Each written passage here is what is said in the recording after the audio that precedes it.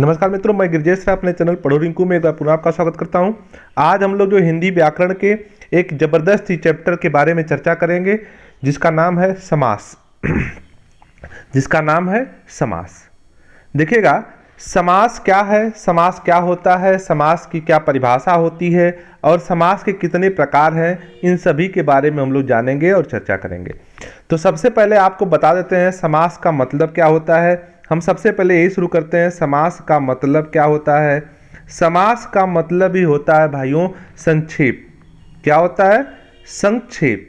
समास माने होता है संक्षेप, अर्थात समास प्रक्रिया में क्या करते हैं, दो शब्दों को क्या कर देते हैं, संक्षेप कर देते हैं, संक्षिप्त कर देते हैं, उसी को समास कहा जाता है।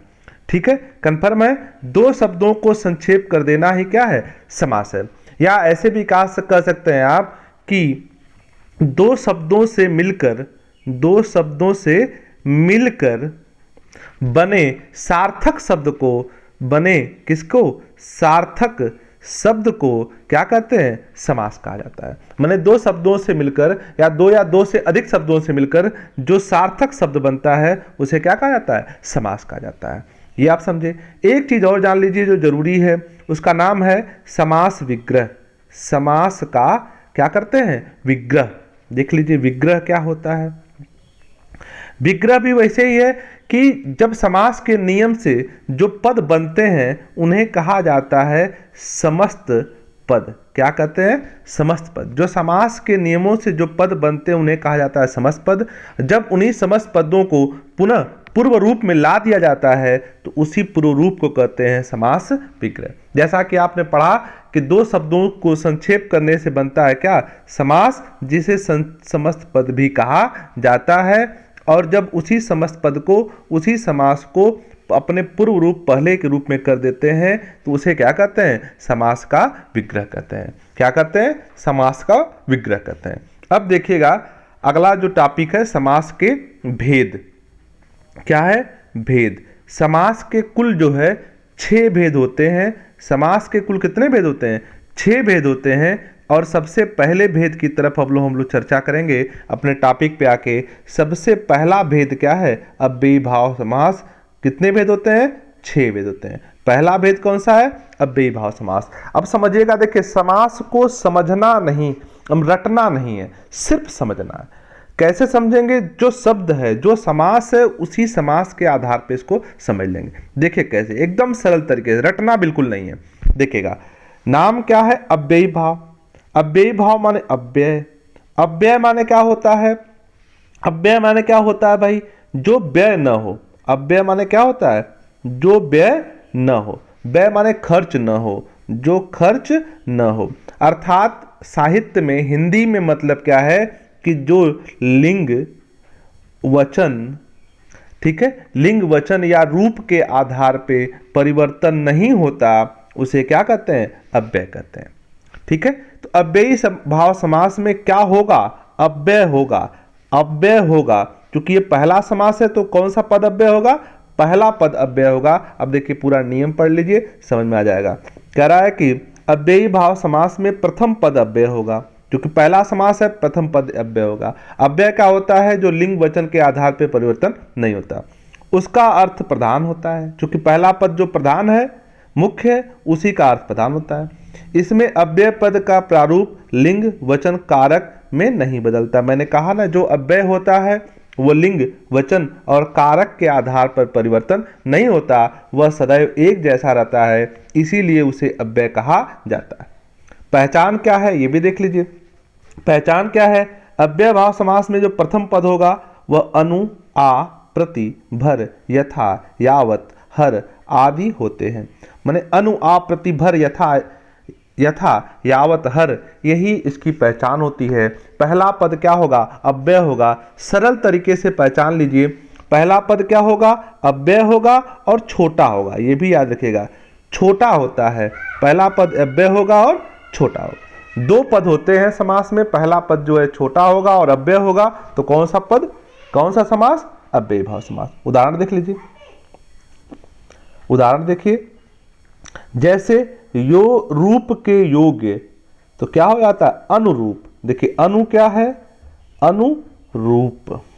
अनु क्या है, अनु क्या है, आपने अभी पढ़ा, देखिएगा अनु क्या है, देखिए है अनु, यहाँ पर क्या है, ये प्रत्यय भी, ये उपसर्ग भी होता है, उपसर्ग भी होते हैं, छोटे पद उपसर्ग भी होते हैं। तो अनु क्या है, उपसर्ग है, और उपसर्ग से मिलकर बना है क्या, अनुरूप। क्या बना, अनुरूप।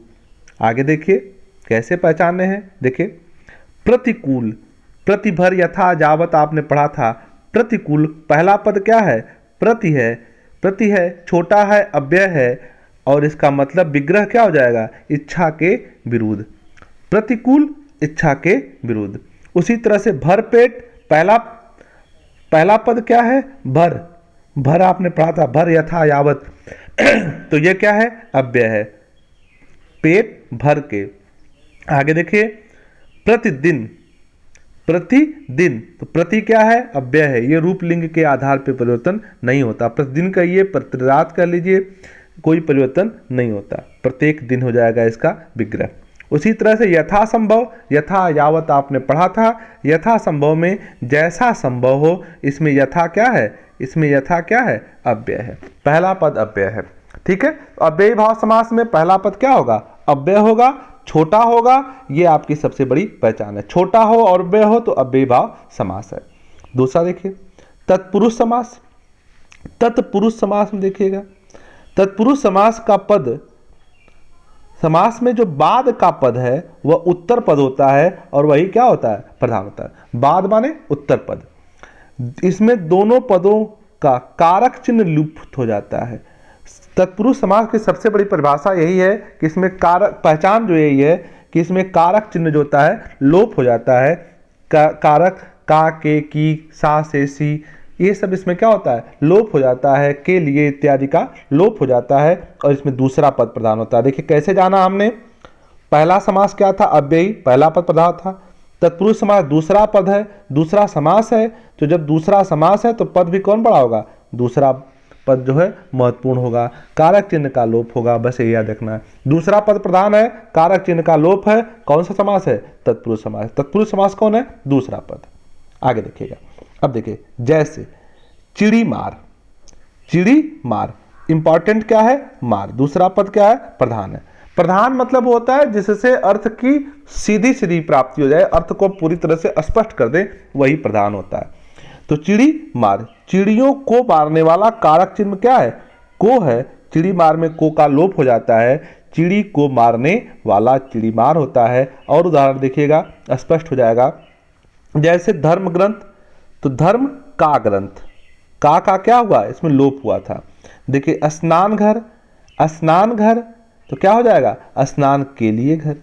जैसे मन चाहा, चाहा क्या है, इंपॉर्टेंट, दूसरा पद प्रधान है, घर प्रधान है, धर्म ग्रंथ जो है प्रधान है, मन से चाहा।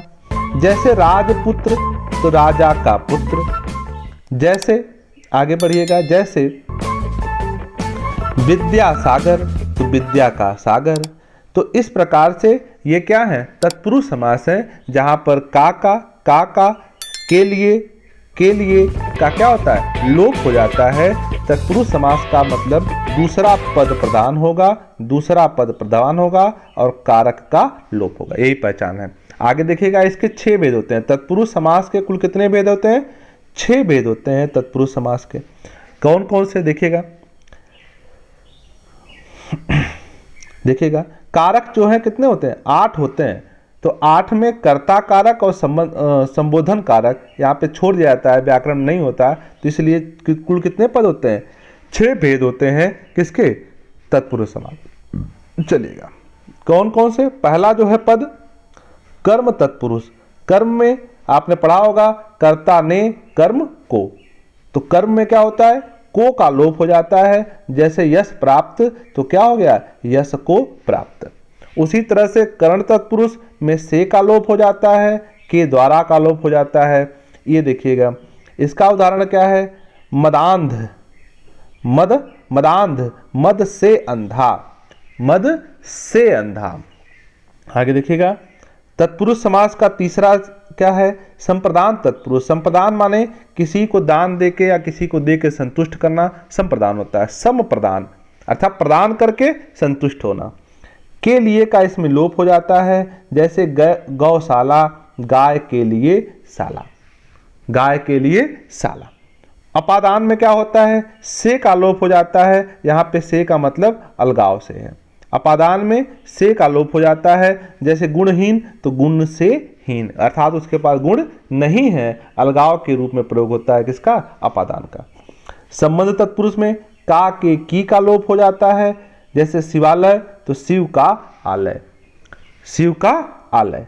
अधिकरण तत्पुरुष में और पर का लोप हो जाता है, और इसका उदाहरण है गृह प्रवेश, अर्थात गृह में प्रवेश। इस प्रकार से कुल 6 भेद होते हैं किसके, तत्पुरुष समास के। चलिए आगे बढ़ते हैं। कर्मधारय समास, कर्मधारय समास में इसमें भी दूसरा पद प्रधान होता है। देखिएगा, पहले में पहला, दूसरे में दूसरा, तीसरे में दूसरा, दूसरा पद प्रधान होता है, उत्तर पद प्रधान होता है, और पूर्व और उत्तर में विशेषण और विशेष का संबंध होता है।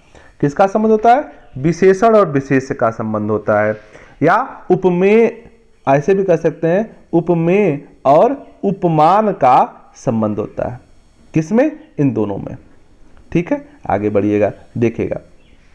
कह रहा है कर्मधारय समास में उत्तर पद प्रधान होता है, इसमें पूर्व और उत्तर पद में विशेषण और विशेष का संबंध होता है, अथवा उपमेय और उपमान का संबंध होता है। जैसे महान है जो देव, कौन हो गया, महादेव। महान है जो देव, महान है जो देव, तो देव कैसे हैं, महान है, विशेषण क्या हो गया, महान विशेषण हो गया। ठीक है, इस प्रकार से आगे बढ़ते हैं। अगला जो है देख लीजिए, और भी देख लीजिए, कुछ पद हैं। अधमरा, अधमरा आधा है जो मरा, आधा है जो मरा, मरा कितना है, आधा है, इसकी विशेषता है। परमानंद, आनंद कैसा है, परम है, तो परम क्या है, विशेषता है। लाल मणि, मणि कैसी है, लाल है, उपमेय उपमान का संबंध यहाँ पे है। करा है कि कनक लता, लता कैसी है, कनक के समान है, तो कनक की सी लता है। चंद्रमुख, मुख कैसा है, चंद्रमा के समान है, तो यहाँ पर क्या हो जाएगा, उपमेय उपमान का संबंध है, और कौन सा समास होगा, कर्मधारय। कर्मधारय समास में उपमेय उपमान का संबंध होगा। तीसरा ये समास है, दूसरा पद प्रधान होगा, उपमेय उपमान का संबंध होगा। आगे बढ़ते हैं। अगला समास दृग समास। दृग माने, दृग से देखिएगा, द्वि की गिनती गिनिएगा, कितनी, द्वि की, द्वि माने गिनती, अर्थात दृग समास में पहला पद हमेशा विशेषण होगा। कैसा होगा, विशेषण होगा। कैसा विशेषण होगा, संख्यावाचक विशेषण होगा, अर्थात पहला पद जो है एक संख्या के माध्यम से विशेषता बताएगा। इसमें समूह अथवा समाहार का ज्ञान होता है। ठीक है, समूह या समाहार, समूह मतलब एक से अधिक वस्तुओं का ज्ञान होता है। जैसे देखिएगा, जैसे पूछ रहा है 4 राहों का समूह, तो क्या समास हो जाएगा, चौराहा। तो चौराहा, चौ क्या है, चौ क्या है, 4 रास्तों का समूह है, 4 रास्तों का प्रतिनिधित्व करता है, तो कौन समास है, दीर्घ समास है। इसी तरह देखिए तिरंगा, 3 रंग का, 3 रंगों का समूह, तो 3 क्या है, संख्यावाचक विशेषण है। त्रिकोण, त्रिकोण क्या है, 3 कोणों का समूह है, 3 क्या है, संख्या है, और ये विशेषण भी है, संख्यावाचक विशेषण है। 3 क्या है, संख्यावाचक विशेषण है। ठीक है, आगे बढ़िए। उसी तरह से सप्त ऋषि, 7 ऋषियों का समूह, उसी प्रकार से नवरत्न, 9 राशियों का, नवरात्र, 9 रात्रियों का समूह, उसी प्रकार से सप्ताह, 7 दिनों का समूह। यह क्या हो जाएगा, कौन समास हो जाएगा, दृगु समास हो जाएगा। दृगु माने गिनती, द्वि माने गिनती, गिनती होगी, गिनती होगी, और पहला पद क्या होगा, प्रधान होगा। ठीक है, पहले में पहला पद, दूसरे तीसरे में दूसरा पद, तीसरे में पुनः पहला पद। चलिए आगे बढ़ते हैं। द्वंद्व समास। द्वंद्व माने क्या होता है भाई, मार करना, झगड़ा करना। मार झगड़ा किसमें करेंगे आप, समान वाले में करेंगे या तो विपरीत वाले में करेंगे। तो द्वंद्व समास में दोनों क्या होते हैं, विपरीत होते हैं। देखिएगा, द्वंद्व समास में दोनों पद प्रधान होते हैं, दोनों समान होते हैं।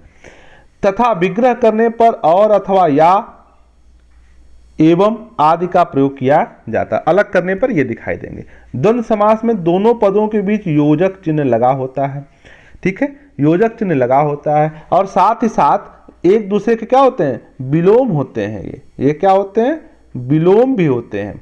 एक दूसरे क्या होते हैं, विलोम होते हैं। जैसे देखिएगा, कह रहा राधा और कृष्ण, राधा कृष्ण बराबर राधा और कृष्ण, एक नर है एक नारी है, तो विलोम भी हो गया, दोनों प्रधान है और योजक चिन्ह लगा हुआ है। पहचान देखिएगा, योजक चिन्ह लगा होगा। जैसे नदी नाले, नदी और नाले, ऊंच नीच, ऊंच या नीच, पाप पुण्य, पाप और पुण्य, देश और विदेश, देश विदेश होना चाहिए, देश विदेश, देश और विदेश, आगे पीछे, आगे और पीछे। तो इस प्रकार से दोनों क्या है, दोनों पद प्रधान है, योजक चिन्ह लगा होगा, योजक चिन्ह लगा होगा, दोनों प्रधान होंगे और दोनों एक दूसरे के विलोम भी होंगे। किसमें, द्वंद्व समास में। द्वंद्व माने झगड़ा, द्वंद्व माने क्या होता है, झगड़ा। झगड़ा किसमें होता है, समान लोगों में होता है और विपरीत लोगों में। भाई शक्ति में, सामर्थ्य में बराबर होंगे और एक दूसरे के विचार में क्या होंगे, विरोधी होंगे। चलिए आगे बढ़िए। तो इस प्रकार से बहुब्रीहि समास आप देखिए पहचान लेंगे। पहले में पहला पद, दूसरे में दूसरा पद, तीसरे में दूसरा पद, चौथे में पहला पद और पांचवें में दोनों पद और छठवें में कोई नहीं, कोई पद प्रधान नहीं होता है। अव्ययी भाव समास में पहला पद अव्यय होगा, छोटा होगा, ठीक है। तत्पुरुष समास में दूसरा पद जो है इंपॉर्टेंट होगा और कारक चिन्ह का लोप होगा। तीसरा कर्मधारय समास में क्या होता है, कर्मधारय समास में भी दूसरा पद प्रधान होगा, ठीक है। और क्या होगा, साथ ही साथ विशेषण और विशेष्य का संबंध होगा। चौथे में क्या होता है, पहला पद प्रधान होगा और वो संख्यावाचक विशेषण होगा। पांचवें में क्या होता है, द्वंद्व होगा, दोनों लोगों बराबर होंगे और एक दूसरे के विपरीत होंगे। और छठवां समास जो हम पढ़ रहे हैं बहुब्रीहि, इसमें कोई पद प्रधान नहीं होता है, कोई पद प्रधान नहीं होता है। तो देखिएगा, बहुब्रीहि समास में कोई पद प्रधान नहीं होता, इसमें दोनों मिलकर किसी तीसरे की ओर संकेत करते, दोनों पद मिलकर किसी तीसरे के प्रति संकेतित कर देते हैं। देखिएगा, जैसे नीलकंठ, नीला है कंठ जिनका, तो नीला कंठ किसका है, सिर्फ शिव का है। आगे देखिए, बहुब्रीहि समास के और उदाहरण देखिएगा। पीतांबर, पीला है अंबर जिसका, वस्त्र किसका, कृष्ण का। घन श्याम, घन के समान श्याम हैं जो बादलों के समान जो सांवले हैं, कौन, कृष्ण। गिरिधर, गिरि को धारण करने वाला कौन, कृष्ण। दशानन, दस है आनन जिसके, मुख जिसके, कौन, रावण। त्रिलोचन, तीन है लोचन जिसके, अर्थात शिव। तो इस प्रकार से ये अर्थ दूसरे की तरफ चला जाता है। अब एक इंपॉर्टेंट टॉपिक जो छूटा है, बहुब्रीहि और कर्मधारय में अंतर। बहुत से लोग पूछते हैं दोनों में अंतर क्या है, इसको देख लीजिए, माइनर सा अंतर है। समास के कुछ उदाहरण जो कर्मधारय और बहुब्रीहि समास दोनों में समान रूप से पाए जाते हैं, इन दोनों में अंतर होता है। कर्मधारय समास में एक विशेषण या उपमान, दूसरा पद विशेषण या उपमेय होता है।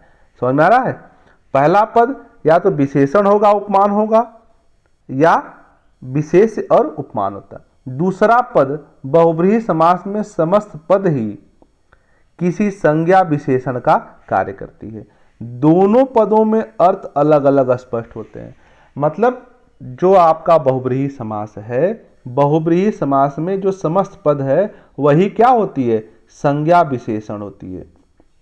और जबकि कर्मधारय में क्या होता है, कर्मधारय में क्या होता है कि क्या होता है, विशेषण और विशेष्य का संबंध होता है। चलिए देखिए क्या अंतर है और भी देखिएगा। जैसे दस आनन, दस आनन कर्मधारय समास है ये। लंबोदर, लंबा है उदर। नीलकंठ, नीला है कंठ। श्याम, घन श्याम, श्याम के समान, घन के समान श्याम। ये क्या है, कर्मधारय के उदाहरण है, ये किसी तीसरे की तरफ नहीं जा रहे हैं। लेकिन देखिएगा अर्थ के अनुसार परिवर्तन देखिए। दशानन, दस है मुख जिसके, कौन, रावण। लंबोदर, लंबा है उदर जिसका, गणेश। नीलकंठ, नीला है कंठ जिसका, शिव। घन श्याम, घन के समान श्याम है जो श्री कृष्ण। इसमें जो कोई पद प्रधान नहीं होता, दोनों पदों में भिन्न किसी तीसरी अर्थ निकलता है, वह बहुब्रीहि होता है। जबकि एक पद दूसरे का विशेषण या उपमान हो तो कर्मधारय कहा जाता है। माने कि अगर यहाँ पर विशेषण उपमान हो तो कर्मधारय हो जाएगा, और अगर कोई तीसरा अर्थ निकल रहा है तो वह बहुब्रीहि समास हो जाएगा। बहुत माइनर सा अंतर है। तो इस प्रकार से हमने पूरा समास के बारे में समझा। समास पे आधारित प्रश्नों की एक सीरीज आपको जो है अगले वीडियो में मिल जाएगी, जो समास से संबंधित महत्वपूर्ण प्रश्न पूछे जाएंगे। बहुत बहुत धन्यवाद।